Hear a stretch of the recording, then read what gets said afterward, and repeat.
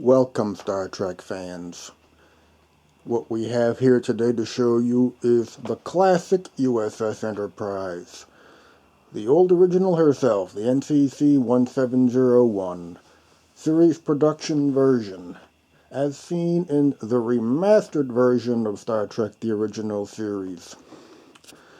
And we will pan around here and give you a nice view of the model before we actually kill the lights and turn the model on ourselves.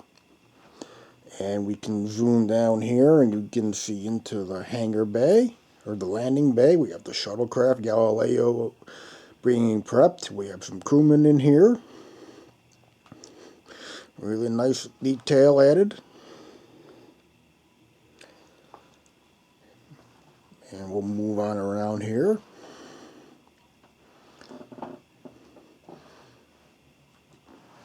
Give you a view underneath the primary hull. You can see we have some nice weathering airbrushed onto this model, dagger strokes they call them. And you also see and observe that we have a paneling effect, not quite Aztecing, but a paneling effect that we saw in the remastered version of the series. Added onto this model, it really adds some detail. We also have photo etched grill work on the impulse engines and along the warp engines. We're adding an enhanced level of detail. And we will move back around. Now we quickly pass through the light. We get a bow-on shot. And we can look in here, and we have the complete bridge with all our familiar characters at their stations. Kirk in his chair, Bones by his side, Spock, Uhura, and Scotty at their stations, with Sulu and Chekhov at their stations, and some roaming personnel around the bridge.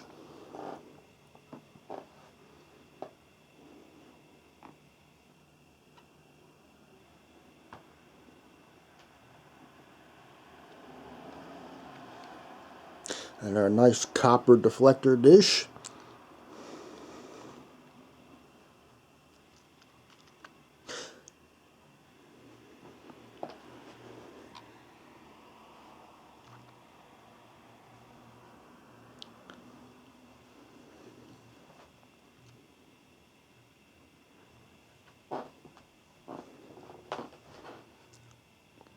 Alright, I'm going to pause here, and then we're going to come back with the model turned on in some low-level room lighting. So we'll be right back.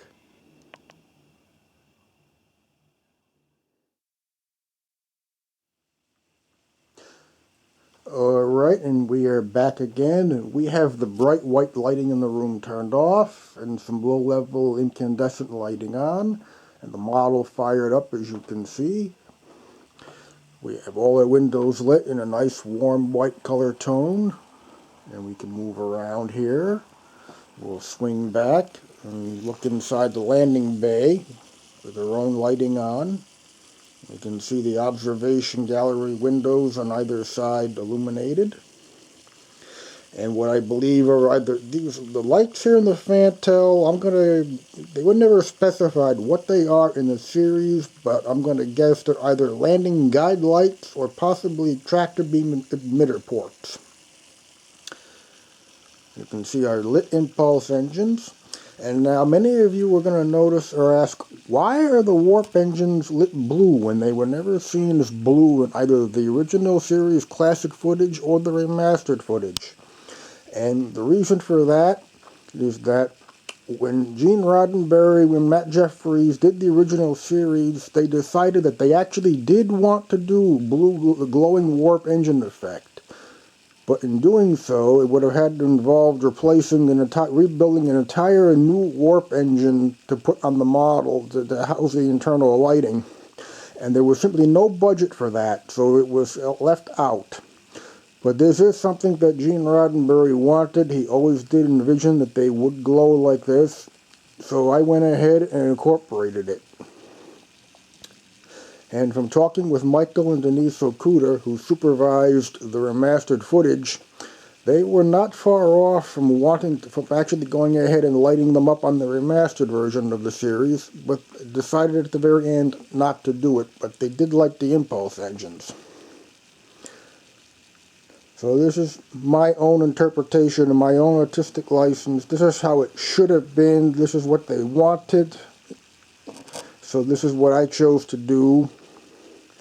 And I think she looks really nice. I think it makes the ship look a little more lively and more energetic than just the darkened grill work.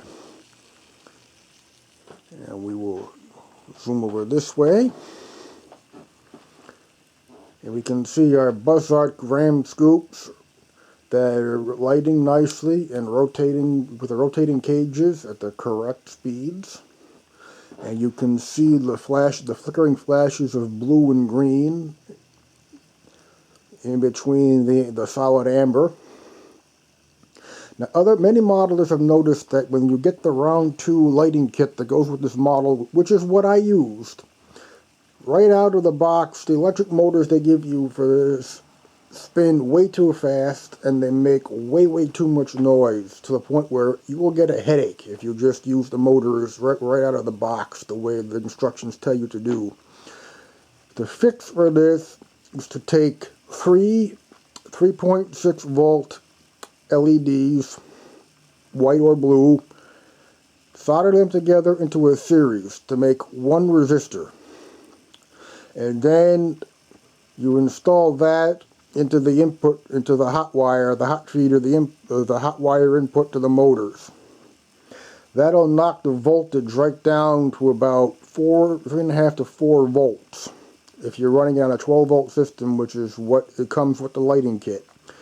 If you install that and run it that way, you'll get these motors slowed right down to the correct speed, and they'll be much quieter, like you're hearing here. And you can actually have this model on in the room and not get a headache from listening to the horrible screeching noise you'll get from the motors if you run them at 12 volts right out of the box. Because it's pretty bad the way running them out of the box. The instructions don't tell you to knock the voltage down, but really you need to do it. And like I said, the way to do it, and you don't want to purchase any other aftermarket lighting accessories, the way to do it is take 3.6 volt white or blue LEDs, solder them into one series circuit series set to function as one big resistor, and then wire that in line with the hot wire into each electric motor, and that'll give you these results here. And now we will get up here under the bridge and the light. We got a Klingon battle cruiser on the main view screen. I also chose to have the captain in the main view screen facing dead ahead on the ship's center line. The kit gives you the option of having the captain off center with the turbolift doors lined up with what was supposed to be the turbolift alcove HUD back here. However, when they were laying out the series, laying out the sets, when they filmed the original series, there was a discrepancy between just the stage directors and the production design team, and they decided they didn't want the turbolift doors directly behind the captain, which is where they were supposed to be, because they didn't want him interfering in the camera lens or in the camera frame if somebody was coming through the turbolift doors. So they moved the turbolift alcove off to the side, which means it no longer directly fit where it was supposed to into this little compartment here at the rear of the bridge. And it was in the 70s that when the Franz Joseph blueprints came out, he rotated the bridge, I believe, 36 degrees to port, so that the turbolift doors would still fit, and the turbolift would still fit into the alcove or the top of the turbolift shaft here. And that's what engineering fixed that works, but it doesn't jive with what was the original vision of Matt Jeffries was. You want Again, I have this from Michael and Denise Okuda. Matt Jefferies wanted the captain and the to face forward, and the view screen to face forward and be on the center line of the ship. So when they showed the bridge and the remastered version of the cage, that was what they did. They accepted the fact that the turbolift would not actually fit, and you'd have to use your imagination to try to fudge that to make it fit, to make the whole thing fit in your mind. But in reality, it wouldn't. But they chose to honor Matt Jefferies' original vision, and I chose to do the same thing also. So my captain and the view screen are on the center line. And we've seen every Star Trek ship that we've seen since has been the same way, so I really see no reason why this should be any different. So again, but those are my reasons for doing it this way. You may not agree, but you have the option of doing it either way if you build this kit. This is a really nice fitting kit. There are seam issues. You will have to get rid of a lot of seams in the warp engines and along the rim of the saucer. But it's not as hard as the 1 to 350th refit kit is. So you put in the necessary time and effort. You can get this result here also. And it is quite spectacular. I mean, this is another really impressive model to have on your display shelf, or on display in your living room, your man or woman cave. And this model is a hot seller. I mean, I believe that round 2 is still, they're selling a lot of these models since they released this kit in late 2012. But this is the classic, folks. This is the one that started it all. Pimped up for I guess 21st century special effects.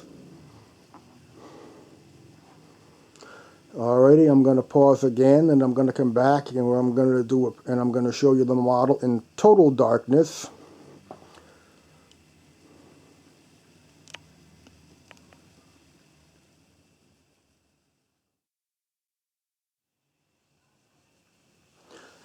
Alright, folks, here we are with the Enterprise in a completely darkened room.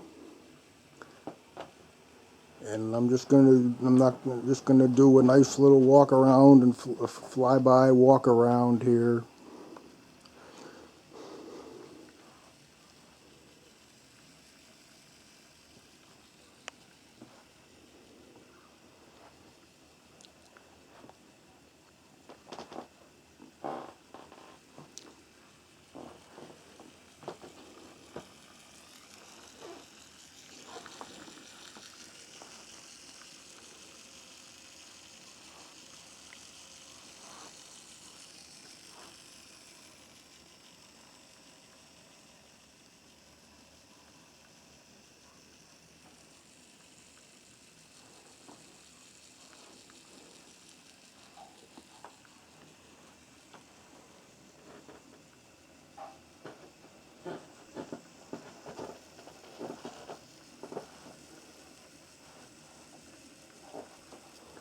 All of the screens on the bridge and the consoles are lit, and there are images on each screen.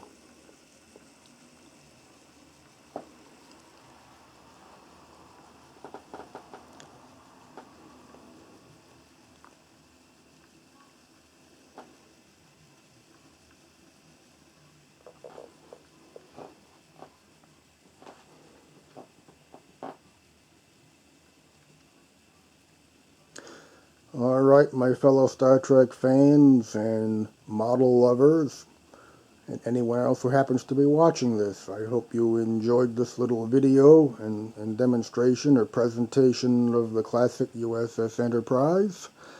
And I'm going to wish you, depending upon where you are in the world, a good morning, a good afternoon, or a good evening. And you all take care.